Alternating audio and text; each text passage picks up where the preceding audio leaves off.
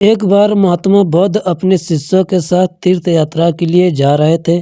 चलते चलते रास्ते में एक गांव आया। महात्मा ने कहा, आज का विश्राम इसी गांव में करते हैं। यह कहकर शिष्यों सहित उस गांव चले गए।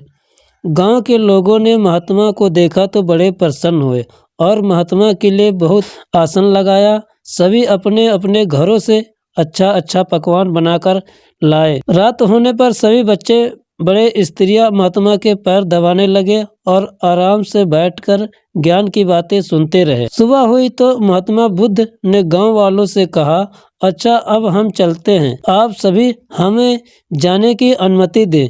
गांव वाले ने कहा, महाराज एक दिन तो और रुकिए।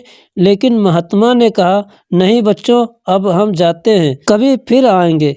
यह कहकर महात्मा चलने लगे। चलते हुए महात्मा बुद्ध ने गांव वालों को वरदान दिया और कहा, सब के सब उजड़ जाओ। यह वरदान देकर महात्मा चले जाते हैं। चलते चलते शाम हुई तो महात्मा एक दूसरे गांव पहुंचे। वहां पहुंचते ही बच्चों का बड़ा सा झुंड दौड़ा आया और महात्माओं के चारों तरफ से घेर कर कोई मिट्टी फेंकता तो कोई कीचड़ फेंकता, शोर मचाने लगे। महात्मा लोग बड़ी मुश्किल से उनसे पीछा छुड़ाकर एक जगह गए और जो अपने पास फटा पुराना कंबल था बिछाकर बैठ गए। काफी देर बाद गांव के कुछ बड़े व बूढ़े आए। वे सभी महात्मा को देखकर हंसने लगे और मजाक उड़ाने लगे।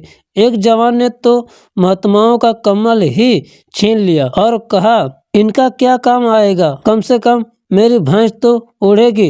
वे महात्माओं का अपमान करते हुए चले गए। महात्माओं ने भूखे प्यासे रहते हुए बड़ी मुश्किल से रात बिताई। सुबह होते ही महात्मा चलने लगे और चलते हुए महात्मा बुद्ध ने गांव को वरदान दिया कि सब के सब बसे रहो। गांव से काफी दूर जाने के बाद जंगल में एक तालाब आया और कुछ फल के पेड़ नजर आए।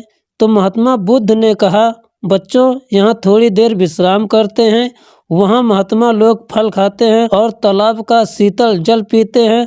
तब एक शिष्य ने कहा, महात्मा क्षमा करें, हमें एक बात खटक रही है, आप नाराज ना हो तो हम पूछ सकते हैं। तब महात्मा बुद्ध ने कहा, बोलो बच्चों, क्या जानना चाहते हो। शिष्य ने कहा, महात्मा, जिस गांव में हमारी अच्छी सेवा हुई वहां के कितने अच्छे लोग थे।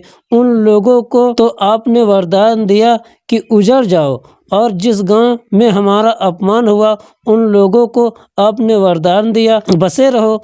ऐसा क्यों महाराज। तब महात्मा बोले, देखो बच्चों, पहले गांव में कितने अच्छे विचारों के आदमी थे।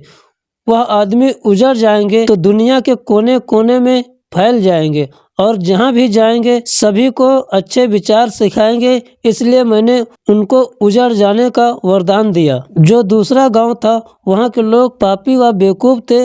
वे जहाँ भी जाएंगे तो अन्य लोगों को पाप व अन्याय करना ही सिखाएंगे। इसलिए उनका एक जगह ही टिके रहना ठीक है। इसी कारण मैंने उनको वरदान दिया कि बसे रहो। दोस्तों, ये कहानी आपको कैसी लगी? वीडियो को लाइक करके चैनल को सब्सक्राइब करें। फिर मिलेंगे किसी नई कहानी के साथ। तब तक अपना ध्यान रखें, खुश रहें।